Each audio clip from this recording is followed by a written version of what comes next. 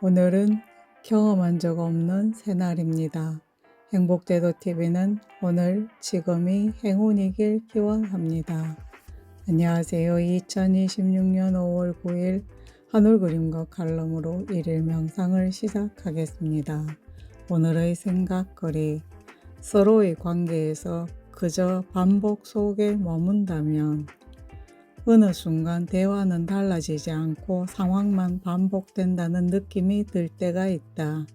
같은 문제를 이야기하고 같은 감정을 겪고 결국 비슷한 자리로 돌아오는 관계, 그 안에 머물고 있을 때 우리는 자연스럽게 묻게 된다. 이 관계를 계속 이어가야 할까? 그렇다고 관계를 단번에 정리해야 한다고 보기는 어렵다.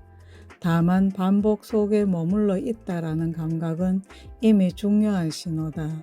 문제는 그 신호를 어떻게 해석하고 어디까지 받아들일 것인가에 있다. 먼저 구분이 필요하다. 상대가 잠시 정체된 상태인지 아니면 변화하려는 의지 자체가 없는 상태인지 사람은 누구나 어떤 시기에는 멈춰 볼 수 있다.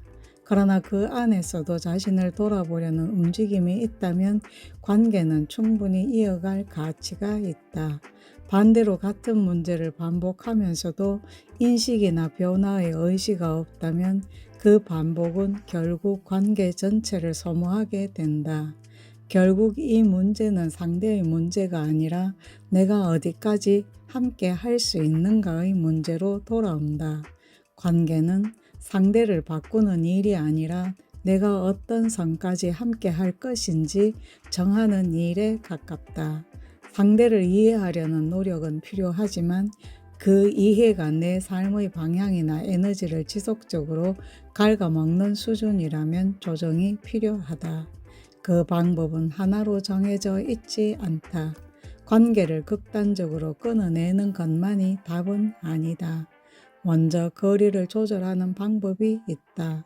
물리적이든 정서적이든 거리를 조금 두면 관계의 밀도를 다시 볼 수 있다. 가까이 있을 때는 보이지 않던 것들이 보이기도 한다. 또한 자신의 감각을 명확하게 전하는 것도 중요하다. 나는 이런 반복이 힘들다는 말은 상대를 비난하는 것이 아니라 관계를 점검하는 일이다. 이때 더 중요한 것은 그 말에 대한 상대의 반응이다.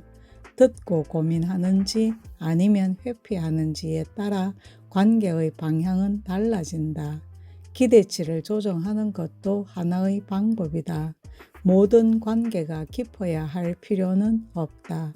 어떤 관계는 일정한 선에서 가볍게 유지하는 것이 오히려 더 건강할 수도 있다. 그런데도 아무것도 달라지지 않는다면 선택의 순간이 온다. 관계를 유지하는 것도 물러나는 것도 모두 선택이다. 다만 그 선택은 상대를 바꾸기 위한 시도가 아니라 자신의 삶을 지키기 위한 결정이어야 한다. 결국 핵심은 단순하다. 그 사람이 변하느냐 보다 더 중요한 것은 그 관계 속의 내가 점점 소모되고 있는가 아니면 유지될 수 있는가이다. 관계는 함께 성장할 때 가장 아름답다. 그러나 성장이 멈춘 자리에서 한쪽만 계속 감당해야 한다면 그때는 관계의 형태를 다시 생각해 볼 시점일지도 모른다. 조금 더 솔직하게 스스로에게 물어보자. 나는 이 관계 속에서 앞으로도 괜찮을까?